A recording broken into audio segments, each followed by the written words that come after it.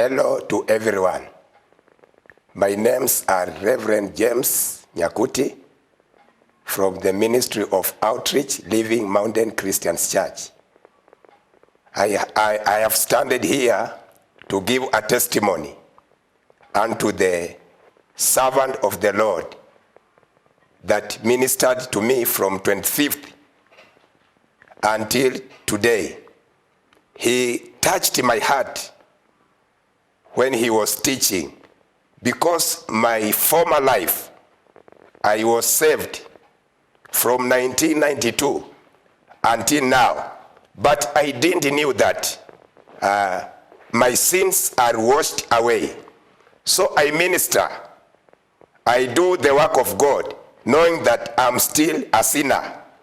But now, I thank God for the revelation of the servant of God that God gave him to minister unto me. This evening, I stand to testify that my heart has been touched by the word of God from the servant of God, Reverend Park. I thank God for the revelation because I lived knowing that I am a sinner. Even I do the work of God knowing that I am a sinner. But from the word that I heard from the servant of God, this evening I stand, a man of God that is saved, is cleansed by the blood of Jesus. I still knew that I am a sinner. Even preaching, even teaching, doing the work of God, I still knew. In my prayers, I still prayed that God forgive me my sins. So I didn't know that I have been cleansed once forever my sins. So I thank God this evening.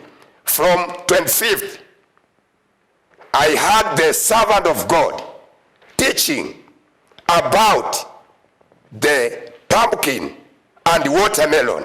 That word touched my heart, because I am a watermelon and God is my pumpkin. So he connected me to the word of God that when I was a sinner, Jesus Christ came and I was grafted to Jesus.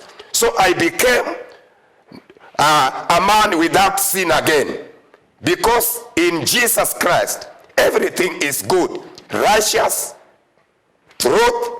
So when I was grafted unto the Lord Jesus, I became a righteous man.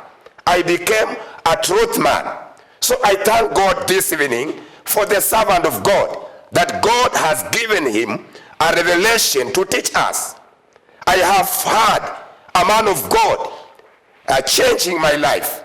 From that sermon from 25th until now, my life is changed, because I used to live the life of sin. Always I was saying that I am a sinner. If I go to pray, the first thing I tell God, forgive me my sins. I didn't know that I was cleansed by the blood of Jesus Christ. So the word of God, I had the man of God, the servant of God taught from John chapter 2 verse 5. It made me to stand. It made me firm that whatever Jesus will tell me to do, I must do it. As when his mother said unto those servants that whatsoever he shall tell you to do, do it. So from 25th until now, until when Jesus shall come, I have knew that my sins have been taken. That from now I'm not a sinner. From now my sins have been taken by the blood of the Lord Jesus. In the book of Romans chapter 3 verse 23, for all have sinned and come short of the glory of God, being justified freely by his grace through the redemption that is in Christ Jesus. So the man of God went into the word of God and gave me a revelation that we are all sinners before Jesus Christ came. But when Jesus Christ came and poured his blood, we were all cleansed.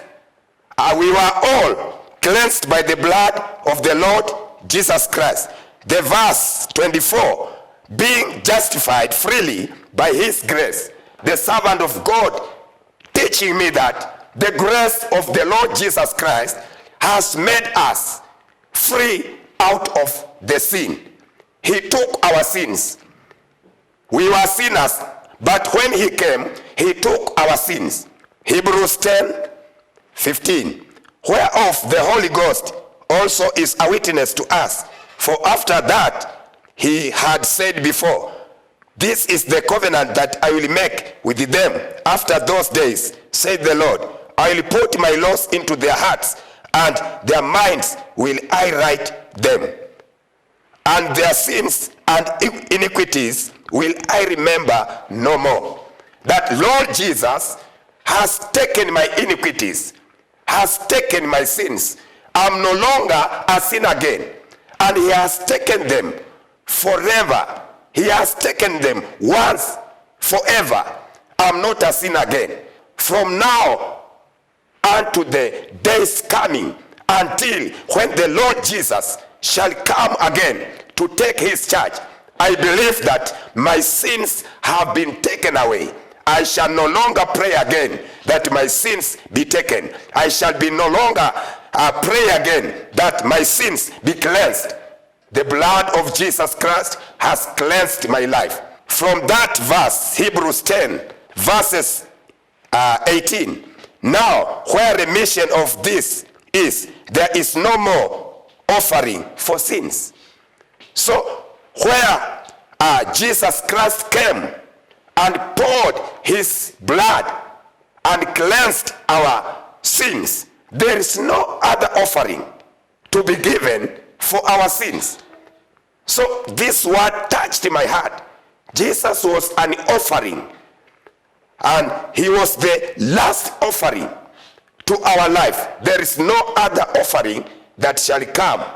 Jesus has already come as an offering and poured his blood. So we are cleansed by the blood of Jesus. Also in Matthew 11:28, the word of God says, bring all the burdens unto me. So Jesus took all our burdens. Jesus took all our iniquities. And by his stripes we are healed. So we have nothing but the blood of Jesus. I thank the man of God for that revelation that he has brought unto my life. And now I live knowing that my sins have been taken away. I'm not longer having any sins in my life. So if you serve God, if you minister unto the word of God, minister knowing that your sins have been taken. We are just waiting for the Lord to come to go to the eternal life that he had already told us. I thank God for the CLF because I have learned so much in the word of God. I thought that I knew, but I didn't know that I don't know anything. But from the man of God, the servant of God, has deeply given me a great revelation in the word of God. Because all that years, I have been saying that I am a sinner. I was just reading the verse in Romans 3:23, and I stopped there. I say that all people have sinned, but I didn't know that Jesus came to take away my sins, to take away the sins of the whole world. But through the servant of God, Reverend Park, I've come to know that all my sins, all my iniquities have been taken by the Lord Jesus Christ. I thank God this evening. God bless you. God give you more years, servant of God, to serve in the word of God, to give us more revelation from the word of God that he has given you. Thank you.